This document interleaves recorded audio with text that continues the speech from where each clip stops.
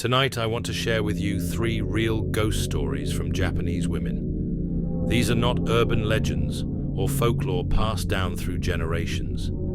These are actual encounters experienced by real people living in modern Japan. What makes these stories particularly chilling is how they happen to ordinary women going about their daily lives, only to find themselves face to face with something that shouldn't exist. The first story comes from Yuki, a 28-year-old office worker living alone in a small apartment in Shibuya. She had always been skeptical of ghost stories, dismissing them as superstition. That changed one autumn evening when she was working late at her computer, finishing a presentation for the next morning. Her apartment was on the 4th floor of a newer building, quiet and modern. She felt safe there. Around 11 p.m., she heard what sounded like a child crying in the hallway outside her door. At first, she ignored it, thinking it was probably the television from a neighboring apartment. But the crying continued, soft and persistent. It was the kind of sound that tugs at your heart, the desperate sobbing of a lost child. Yuki paused her work and listened more carefully. The crying was definitely coming from right outside her door. She looked through the peephole but saw nothing. The hallway was empty and dimly lit by the automatic lights. Yet the crying continued, clearer now, almost as if the child was pressed against her door. She called out in Japanese, asking if someone needed help. The crying stopped immediately. Complete silence. She waited for several minutes, ear pressed to the door, but heard nothing more. Thinking perhaps a neighbor's child had been lost and found their way back, she returned to her work. But 20 minutes later, the crying started again. This time, it was different. The sound was inside her apartment. She froze at her desk, hands trembling over the keyboard. The crying was coming from her bedroom, the soft, heartbroken sobbing of a small child. Yuki grabbed a kitchen knife and slowly approached her bedroom. The crying grew louder as she got closer. Her heart was pounding so hard she could barely hear anything else. She reached for the light switch and flipped it on. The room was empty, but the crying continued for another few seconds before fading away entirely. She didn't sleep that night. Instead, she sat in her living room with all the lights on, the kitchen knife beside her. The crying never returned, but she could feel something watching her from the dark corners of her apartment. The next morning, she asked her elderly neighbor about the building's history. The woman's face went pale. She explained that 2 years before Yuki moved in, a young mother had lived in that same apartment. She had suffered from severe depression after her husband left her. One night, she had taken her own life, leaving behind a 3-year-old daughter who cried for hours before neighbors finally called the police. The second story comes from Akane, a 35-year-old teacher living in Kyoto. She had recently moved into a traditional house that she was renting for an incredibly low price. The landlord had been eager to find a tenant, which should have been her first warning sign. The house was beautiful, with traditional tatami mats, sliding doors, and a small garden in the back. Everything seemed perfect until she started experiencing strange occurrences during her evening routine. Every night around 9 p.m., she would hear the sound of someone preparing tea in the kitchen. The gentle clink of ceramic, the soft whistle of a kettle, the careful placement of cups on a tray. At first, she thought it was sounds from neighboring houses, but the walls were thick and the house was somewhat isolated. One evening, she decided to investigate.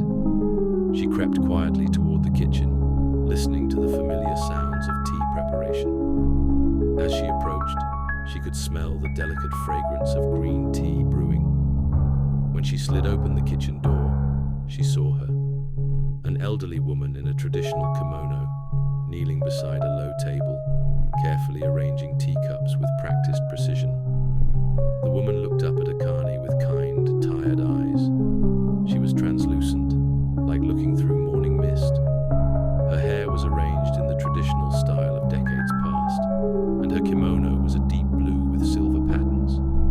She smiled gently at Akane and gestured toward the tea set, as if inviting her to sit. Akane stood frozen, unable to move or speak.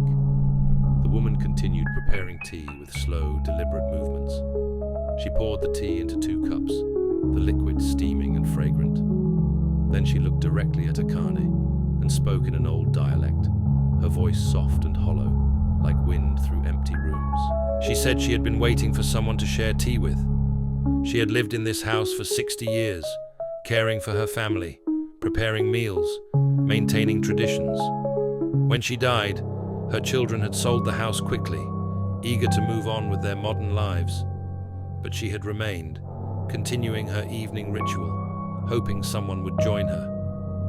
Akane found herself slowly walking forward and kneeling across from the spirit. The woman poured tea for both of them, and they sat in comfortable silence. The tea was perfectly brewed, warm and soothing. When they finished, the woman smiled, bowed deeply, and faded away like smoke.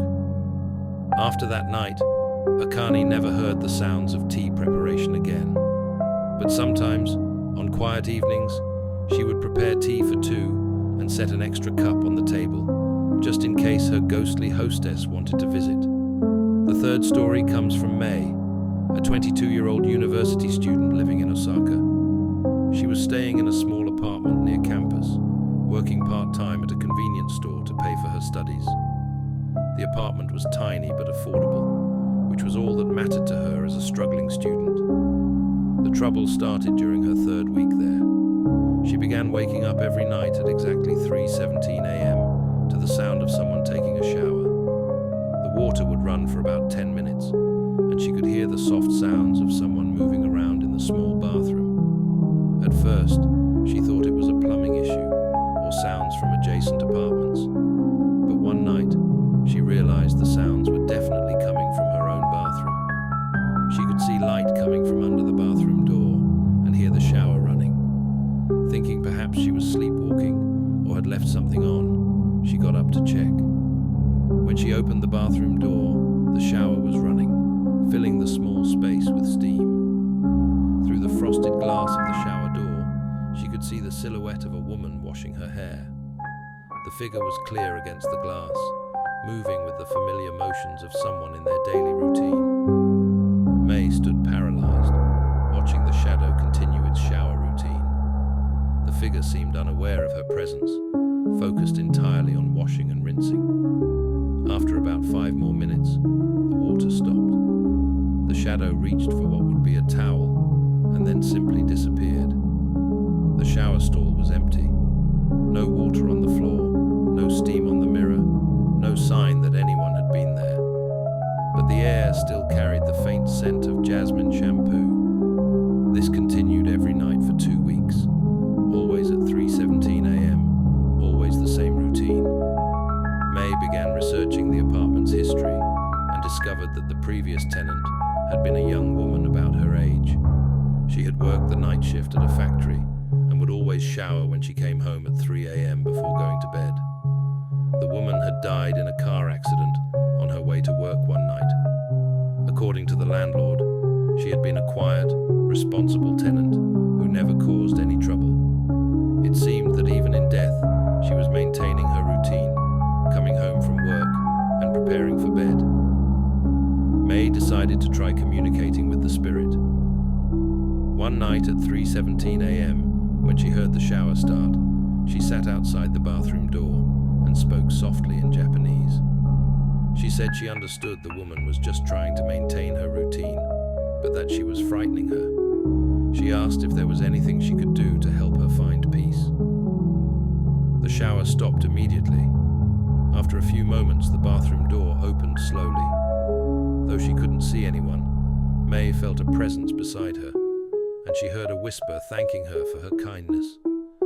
The presence explained that she had been confused, continuing her routine without understanding that she had died. Now that someone had acknowledged her and shown compassion, she felt ready to move on. From that night forward, May never heard the shower running at 3:17 a.m. again. But sometimes, when she took her own evening shower, she would catch the faint scent of jasmine in the air, and she would whisper a small prayer for the woman who had finally found peace.